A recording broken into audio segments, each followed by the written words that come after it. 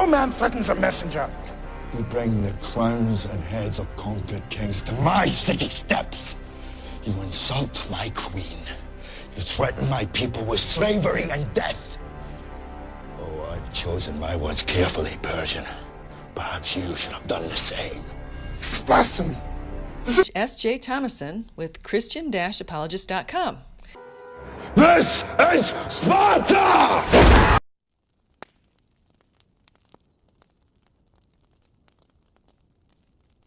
That's right, folks. We're tackling S.J. Thompson, who is tackling genocide in the Old Testament. This should be fun. Hello, you've reached S.J. Thomason with Christian-Apologist.com. Today I'm going to present to you a video called Divine Genocide or Capital Punishment. You decide. We're going to chat about the Old Testament. Atheists have often expressed their outrage at what they consider to be divine genocide in the Old Testament. And rightfully so. If the God of the Bible were true, you can't kill something just because you created them, gave them free will, and they did something you didn't want them to do. Yet when one considers the egregious behavior of the cultures God wanted to be destroyed, it becomes clear that God's actions were capital punishments. What about the global flood? What laws were broken then? Or are you just going to mainly focus on Mosaic laws? Instead, for the horrible sins perpetrated on people at that time. I think you mean for the horrible sins. Accordingly, this video will identify the moral depravity of the Canaanites to demonstrate why God's justice was required. Your brain needs to be cleansed. Needs to be cleansed. No. Needs to be cleansed. The Canaanites lived in Canaan, which is located in present-day Lebanon and Israel and parts of Syria and Jordan. Canaanites included the following groups: the Hivites, Girgashites, Jebusites, Hittites, Amorites, and Perizzites. They were also known to the Greeks as the Phoenicians. You know, the same people who brought us writing and mathematics. They were a wicked, detestable group of people who were known for idolatry, incest, prostitution, immoral sex, child sacrifice, adultery, and bestiality. I haven't come across the bestiality part, but the rest of it's okay with your God. So, is it just because Yahweh didn't say it? Is that what makes it bad? Now, I have references throughout this video that can be found at Christian-Apologist.com under a blog of the same name. I have many references in the Bible that you will be able to refer to, along with other references that are extra biblical. Oh, I do have sources. All of which are extra biblical. Clay Jones, in 2010, stated, Moloch, or King Baal, was a Canaanite underworld deity. Wrong. His ship was Lord of the Underworld. Baal, son of El, who was the creator god, was god of rainfall and fertility. The only other name that I found that was associated with Baal was Hadan. Hadan. He represented an upright, bull-headed idol with a human body in whose belly a fire was stoked and in whose outstretched arms a child was placed that would be burned to death. The Canaanites mainly sacrificed livestock such as rams and goats. But they did also sacrifice pigs, which is why Yahweh didn't want his people to eat pigs, because then they'd be kind of like the Canaanites. The victims were not only infants. Children as old as 4 were sacrificed. Cleitarchos reported that, quote, as the flame burning the child surrounded the body, the limbs would shrivel up, and the mouth would appear to grin, as if laughing, until it was shrunk enough to slip into the cauldron. Before I actually get into what she says, I have to say that it's been suggested that the practice of child sacrifice may have been exaggerated in Roman post-war propaganda in order to make their arch-enemies seem cruel and less civilized. Now on to what she said. You see, that whole entire thing, she forgot to mention that it was a bronze statue of Kronos, which is the Greek god who was the father of all gods, which, if anything, would not even remotely represent Baal, but El, which would of course be the creator god, and also known as Yahweh. Mothers were instructed to dance and sing. Now, this is a Canaanite culture. Wrong. This is a regional thing. It was done in the Punic city of Carthage, a Phoenician colony. Just pay attention to this because it's really outrageous. Mothers were instructed to dance and sing while their infants were being burned because, according to this culture, if they wept or showed their pain, the sacrifice was deemed invalid. Wrong again. This is what he wrote in De Superstition in 171. But with full knowledge and understanding, they themselves offered up their own children, and those who had no children would buy little ones from poor people and cut their throats as if they were so many lambs or young birds. Meanwhile, the mother stood by without a tear or moan, but should she utter a single moan or let fall a single tear, she had to forfeit the money, and her child was sacrificed nevertheless. And the whole area before the statue was filled with the loud noise of flutes and drums, that the cries of wailing should not reach the ears of the people. The sacrifice wasn't deemed invalid. They continued on with the sacrifice. Archaeologists have found numerous children's bodies in stone pillars, jars, and home frames. The stone pillars and jars are, of course, funeral type of urns and whatnot. Now, the home frames part, I'm going to need her to cite her sources, but let's face it, she most likely won't. To appease Baal, and for the benefit of receiving good crops and personal prosperity, the Canaanites sacrificed animals. In times of crisis, they sacrificed their children, usually the firstborn son. It was always the firstborn son of the most elite families, because the commoners weren't good enough for the gods, apparently. And she likes to make it sound like this was for every Canaanite, when in all actuality, these were specific regional cults that would do these sort of things. Which the Bible calls detestable. The Bible never accepted this sort of an act. Oh, really? Because I have a verse that says otherwise. Now, I have it in both the NIV and the King James, so that way you can pick which one you like the most. But there are plenty of other sources that show that this is also the case, and it's in one of my sources that I'll be citing in the description. Canaanites worshipped Baal's sister-mother sexual partner. We're not sure exactly what Asherah was. Not exactly right, but I can see where the misconception's coming from. They always conflate Baal to be El, when El is actually Baal's father. El's consort is Asherah, whereas it is known to be Astarte, which is the goddess of fertility, that is the consort of Baal, who is the god of rainfall and fertility.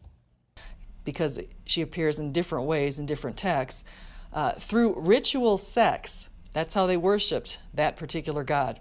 If the two parties are willing participants, what's the problem with that? Pagans, according to one source named Vanderland in 2018, said pagans practiced sympathetic magic. That is, they believed they could influence the god's actions by performing the behavior they wished the god to demonstrate. Believing the sexual union of Baal and Asherah, now let's recall that Asherah is either his sister or his mother. Well, if it's either of those, it'd be his mother, but, well, you didn't do any actual digging in this. Produced fertility, their worshippers engaged in immoral sex. Again, this could be incest. Kind of like, Lot and his daughters and all, but let's not bring that up. And it's funny how you automatically jump to incest when aren't y'all the biggest believer that immoral sex is also sex out of wedlock? To cause the gods to join together, ensuring good harvest. This practice became the basis for religious prostitution. Yeah, I'm gonna need some sources for that claim right there. And if this ritual happened, it most likely only happened during the spring equinox, because that's when the fertility gods were used, because it was to bring forth better crops for the year, which was in spring. But it's got to be whatever you say it was. The priest, or a male member of the community represented Baal. The priestess or a female member of the community represented Asherah. These weren't random members of the community, these were actually appointed officials. Unlike Christianity, they actually gave women rights. In this way, God's incredible gift of sexuality was perverted. Yeah, well, that's just like your opinion, man.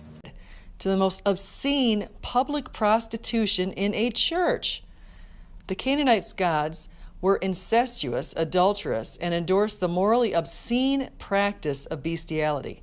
Okay, you said bestiality before, so what exactly is your source for that? A Canaanite epic poem depicts the latter. Now listen to this. Mightiest Baal hears. He makes love with a heifer in the outback, a cow in the field of death's realm. He lies with her 70 times 7, mounts 80 times 8. She conceives and bears a boy. An epic poem? An epic poem is your source. You do realize that epic poems aren't meant to be taken literally. Hell, Beowulf is an epic poem, and everyone knows that Beowulf was not a real person. Now, Canaanites' worship was socially destructive. This is according to a person called Brown in 1993. He said, its religious acts were pornographic and sick, seriously damaging children, creating early impressions of deities with no interest in moral behavior. It tried to dignify, through the use of religious labels, depraved acts of bestiality and corruption. It had a low estimate of human life. It suggested that anything was permissible, promiscuity, murder, or anything else, in order to guarantee a good crop at harvest. It ignored the highest values of the wider community: love, loyalty, purity, peace, and security, and encouraged the view that all these things were inferior to material prosperity, physical satisfaction, and human pleasure. A society where those things matter is most self-destructive. This Brown person she's speaking of is Raymond Edward Brown, who is an American Catholic priest, a member of the Sulpician Fathers, and a prominent biblical scholar. Now, I don't know for a fact, but it seems like he may have a little bit of a bias. Canaan was the promised land, and during the exodus from Egypt, God called on the Israelites to overtake the Canaanites. Seems like overkill to me, but okay. Quote, this is from Deuteronomy. Oh yeah, because I should respect this very, very much. Only in the cities of these people that the Lord your God is giving you as an inheritance, you shall not leave alive anything that breathes. Now again, recall this whole issue with bestiality. But you shall utterly destroy them, the Hittite and the Amorite, the Canaanite and the Perizzite, the Hivite and the Jebusite, as your Lord your God has commanded you, so that they may not teach you to do according to all their detestable things which they have done for their gods, so that you would sin against the Lord your God. This is in Deuteronomy 20, 16 to 18. And that is not genocide because of Yahweh? The Israelites failed in this regard, and exactly what God predicted occurred. God did not order the Canaanites to be exterminated as an act of cruelty. Rather, he ordered extermination to prevent greater evil in the future. God is a utilitarian sort of an ethicist. God wanted to separate the chosen people from the Canaanites so that they would not be corrupted by them. Yet despite God's warnings to the Israelites that he would, quote, vomit them out, just as he vomited the Canaanites out, if they worshipped the Canaanite gods, as time passed, the Israelites could not resist. They started following the Canaanites. They committed evil acts and acts of lewdness, incest, and adultery. They also had male shrine prostitutes. Again, recall what they were doing in the temple. And they worshipped idols. Solomon set up an altar to the god Molech. So the Lord said that Israel was, quote, like Sodom to me. And he allowed the Assyrian king to kill or deport most of those residing in the northern Israel portion in 722 BC. And Nebuchadnezzar to do the same in 586 BC in the southern region, which was Judah. God had told Jeremiah that he wouldn't destroy Jerusalem if he could find one righteous person, but apparently he found none. So, in conclusion, when atheists like Richard Dawkins claim God committed, quote, divine genocide, we should remind them that God knows what is best for us. Had the Canaanites, or those from Sodom and Gomorrah, or similar sorts of civilizations flourished, we would be in a much different world today. I'm starting to think that you don't know what the word genocide is. Genocide is the deliberate killing of a large group of people, especially those of a particular ethnic group or nation. It doesn't matter what the reasoning behind it is. It doesn't matter if a deity could see into the future and know what was going to happen. The simple fact is he ordered the deliberate killing of a large group of people. So, yes, your God did, in fact, ask for genocide. That's all I have for her. Stay frustrated, everyone. And usually I would end it there, but Mr. Atheist ended his previous video with a certain thing, and because I find it absolutely hilarious and I definitely do not want this thing to die, Steven Anderson is not a closet homosexual.